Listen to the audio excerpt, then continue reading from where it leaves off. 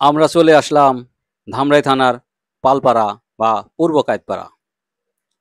এখানকার স্থায়ী বাসিন্দা আমার বন্ধুর কাছ থেকে দুর্গাপূজার আয়োজন ও প্রয়োজনীয় বিষয় নিয়ে কথা বলবো। আমি স্বপন কুমার, ধামরাই থানা সংবাদদাতা, দৈনিক স্বাধীন কাগজ। আমরা পালপাড়াবাসী, ধামরাই কায়েতপাড়া। এটা সার্বজনীন দুর্গা মন্দির। আজ মহাষ্টমী। আমরা সবাই মিলে এটা খুব সুন্দরভাবে আয়োজন করতেছি এবং এখানে যারা আছে তারা বিভিন্ন দেশ থেকে, মানে বিভিন্ন জায়গা থেকে এখানে আসতেছে দেখার জন্য। তারা খুবই আনন্দ এবং আবহাওয়া খুব ভালো।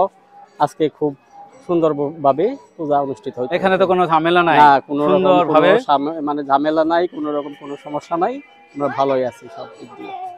আপনার নিরাপত্তার দিকেও ভালোই আছে। এখানে পরিবেশ ভালো, সুন্দরভাবে পূজা উদযাপন হচ্ছে। এটা ধামরাই পূর্ব কায়েতপাড়া পালপাড়া সিসি সার্বজনীন কালী দুর্গা মন্দির।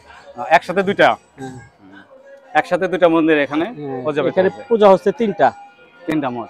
আর ধামরাই মোট কত 202টা পূজা হচ্ছে? হ্যাঁ, 202টারও বেশি মনে হয় পূজা হইতেছে। ঠিক আছে, ওকে, মাস্টারকে অনেক ধন্যবাদ। ভালো থাকবেন, তোমাকে আবার দেখা হবে। তাহলে এবার আমরা সামনের দিকে যাই।